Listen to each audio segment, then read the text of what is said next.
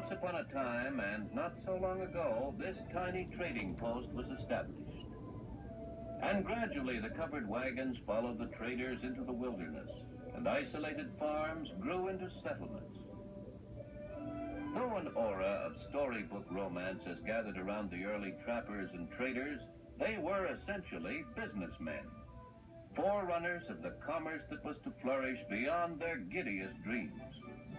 The nation that was to come was midwifed on the trading post. Where frontier trade flourished, there the future cities took root, gathered strength, and grew.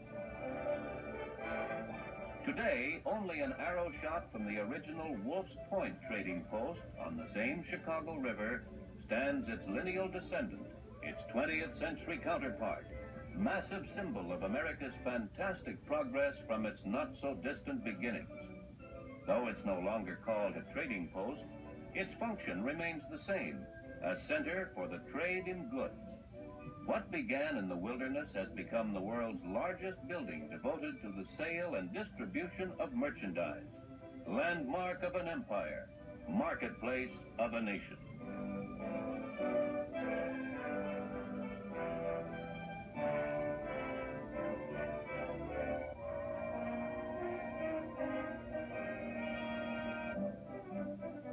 From every part of America, from every state in the Union, the products of factory and loom roll into the underground freight yard of the Mart. From New England and Texas, from Oregon and Louisiana, from New York, California, and all stops between, the products of American skill and ingenuity pour into this colossal marketplace where the trade routes of a nation meet. This is backstage at the greatest commercial show on earth. For the prime function of the Merchandise Mart is to present a pageant of American consumer goods, to put on parade the best of those products, which, taken together, add up to the highest living standard ever achieved by man. No retail sales are made here, and nothing moves off the floor.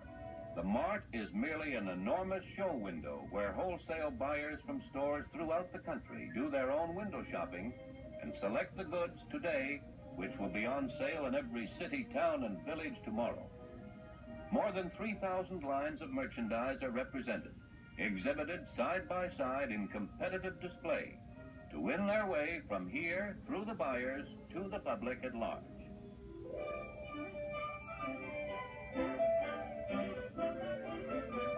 In no other building on earth is such a lavish and varied outpouring of products for the home assembled, and so attractively displayed.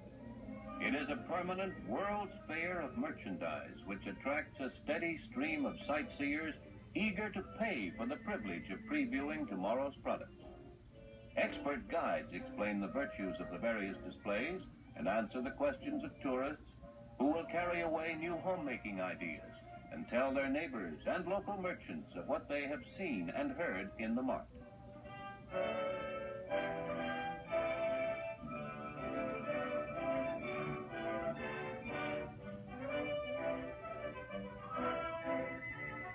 Many tour guests are newlyweds on their honeymoon, for whom these displays open up a wonderland of possibilities for the future home.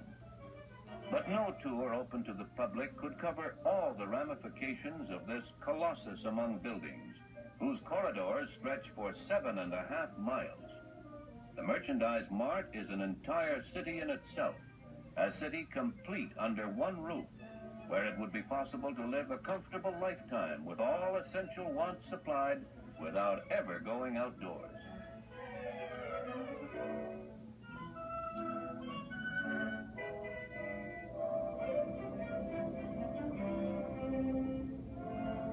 The Mart's own police force of uniformed and plainclothes officers patrol the interior streets, where the flow of pedestrian traffic exceeds that of many a full-grown town. The whole population of Chicago, in fact, could find room inside the Mart at one time. So vast is the permanent population of the Mart that a special post office, one of Chicago's largest, has been installed to handle the flood of mail. The proverbial tired businessman need not leave the building to find respite and relaxation from the daily grind. The club draws its members from all over the world, and provision is made to keep buyers and guests in touch with the latest developments.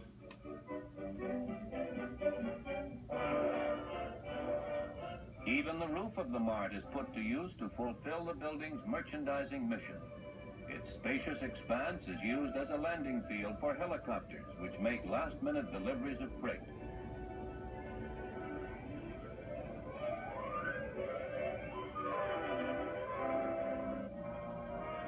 But the climax of the Mart's activity is called by the ancient name of market time, when the newest goods are assembled and put on display.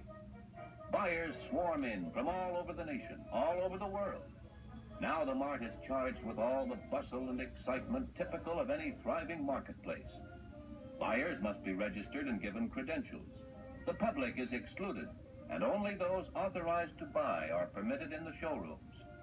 At market time, the Mart reaches its apex as a 20th century trading post.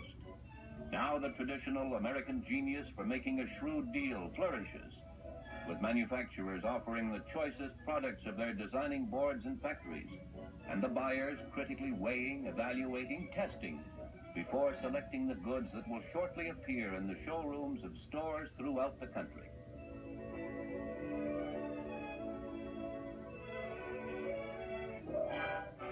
During a single market day, sales totaling many millions of dollars are made, adding up to increased production, more jobs, and widespread stimulation of business activity.